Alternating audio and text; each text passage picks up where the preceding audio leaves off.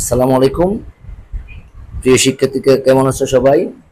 আমরা আজকে প্রতিদিনের নিয়ে বুয়েট ম্যাথে রেকর্ডিং ক্লাসে চলে আসলাম। শিক্ষার্থীদের রিকোয়েস্টের কারণে আমরা দায়িত্ববোধ থেকে আমরা ক্লাসগুলো নিচ্ছি, যাতে ক্লাসগুলো প্রত্যন্ত অঞ্চলে শিক্ষার্থীরা খুব সহজে পায়।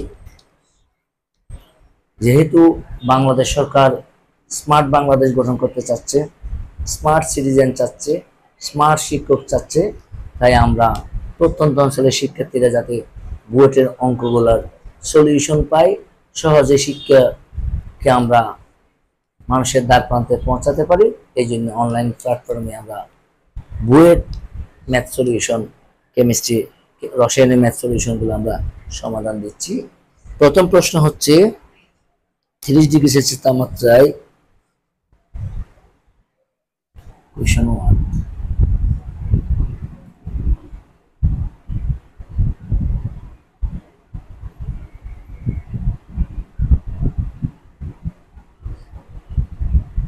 30 ডিগ্রি সেলসিয়াস তাপমাত্রায় ও 1.5 এটিএম চাপে ও 1.5 এটিএম চাপে 15.6% 15.6% PCl5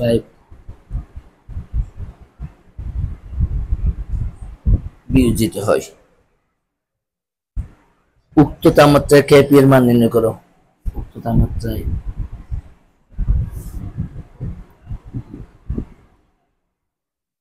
কেপি এর মান নির্ণয় করো। প্রিয় শিক্ষার্থী, আমরা খুব সহজে অঙ্কটা আমরা সলভ করতে পারি। খুব সহজে আমরা অবশ্যই কেপি কিভাবে বিয়োজিত হয় এটা আমরা সবাই জানি। আমরা জানি কেপি, আমরা জানি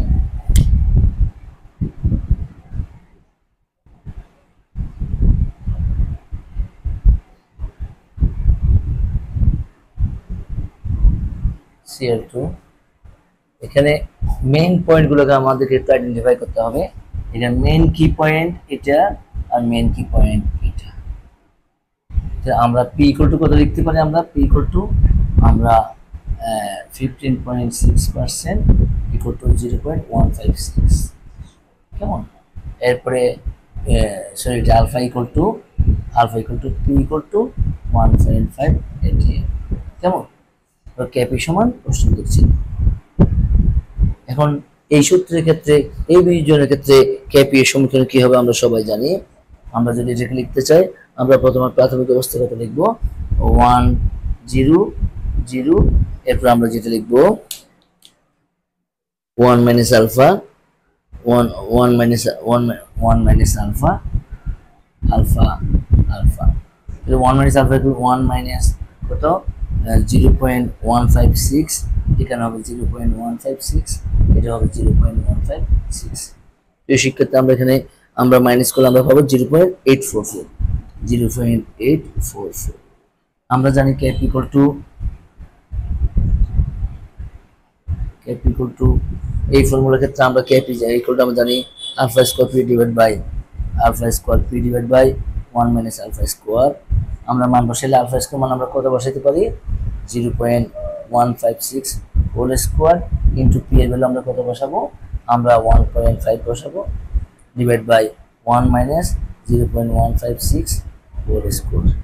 শিক্ষার্থী, আমরা ক্যালকুলেটর ইউজ করে আমরা করতে পারি 0.156 whole square into 1.5 equals to divide 1 minus 0.156 whole square equals to আমরা পাই 0.0374 যেহেতু ক্যাপি সাথে আমরা তার ইউনিট লিখবো, এত এক। প্রিয় শিক্ষার্থী, আমরা এইভাবে বিভিন্ন বুয়েটের প্রশ্ন আমরা খুব সহজে আমরা সুন্দর সমাধান করতে পারি।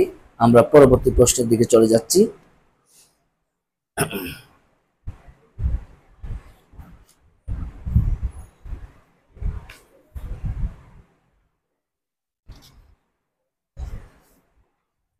পরবর্তী প্রশ্ন,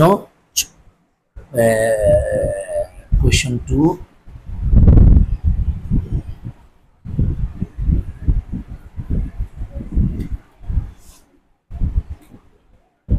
কোয়েশ্চন 2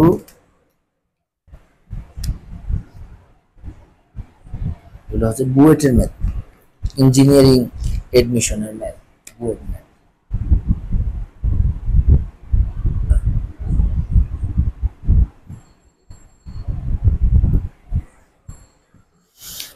একটু উভমুখী বিক্রিয়ার, কোন একটি উভমুখী বিক্রিয়ায় ডেল্টা ইকুয়াল টু হাফ হলে কোন একটি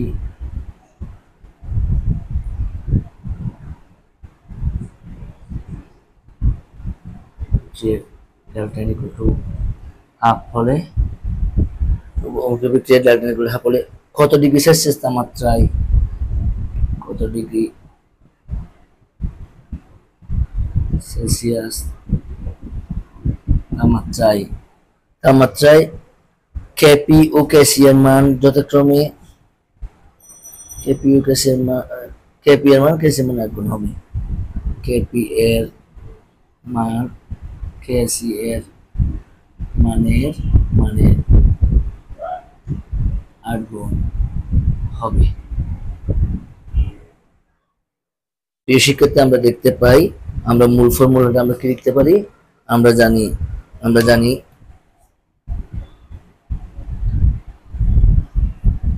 Kp equal to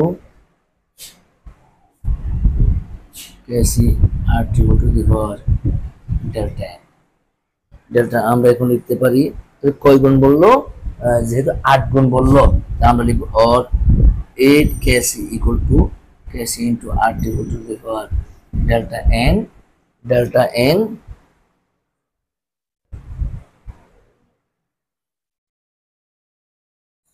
যেহেতু এখানে ডেল্টা মান হাফ বসাবো or 8 Kc equal to Kc into RT equal to the power half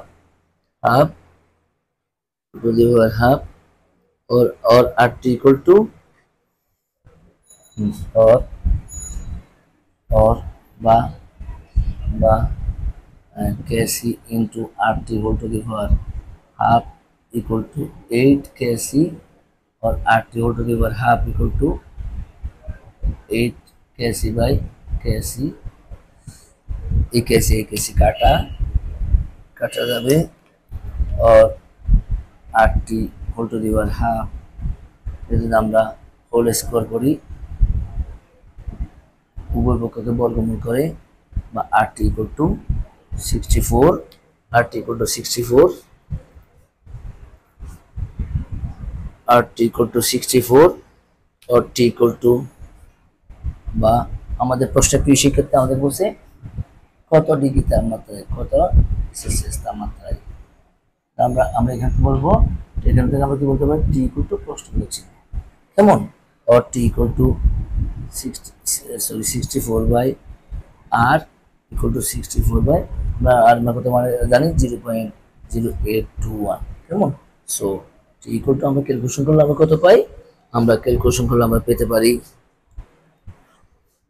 64 divide 0.0821 equals to আমরা পাবো 506.54 ডিগ্রি সেলসিয়াস। এই শিক্ষার্থী আমরা এভাবে বুয়েটের ম্যাথগুলো আমরা সলভ করব, আমরা সলভ করলে ইনশাআল্লাহ আমরা প্রিপারেশন নিয়ে আস্তে আস্তে আমরা সামনের দিকে এগিয়ে যেতে পারবো, আমরা অবশ্যই পারবো। আসলে কঠিন কোনো শব্দ নাই, কঠিন কোনো ব্যাপার নাই, একটু আসলে practice makes a man perfect. আমরা যদি একটু প্র্যাকটিস করি, KUET 10-11 question 3।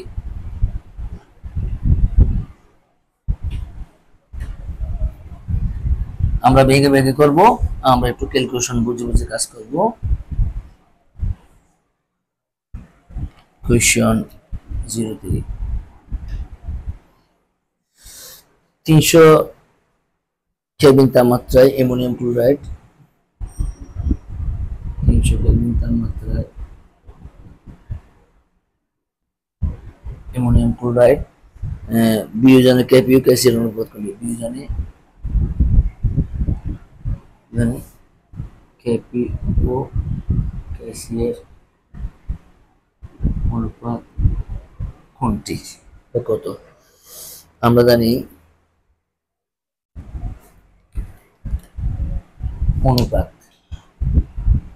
KP by Kc equal to প্রশ্নবোধক চিহ্ন, Kp by Kc equal to প্রশ্নবোধক চিহ্ন, ডেল্টা এন ইকুয়াল টু, তাহলে অ্যামোনিয়াম ক্লোরাইড কিভাবে বিয়োজিত হয়? অ্যামোনিয়াম ক্লোরাইড আমরা জানি NH4 Cl ammonia plus ACl, ডেল্টা এন সমান 1 + 1 - 1 2 - 1 সমান 1। আমরা লিখতে পারি, এরপর আমরা লিখতে পারি আমরা জানি কেপি সমান KC RT whole to the power delta N, উভয়পক্ষকে কেসি দ্বারা ভাগ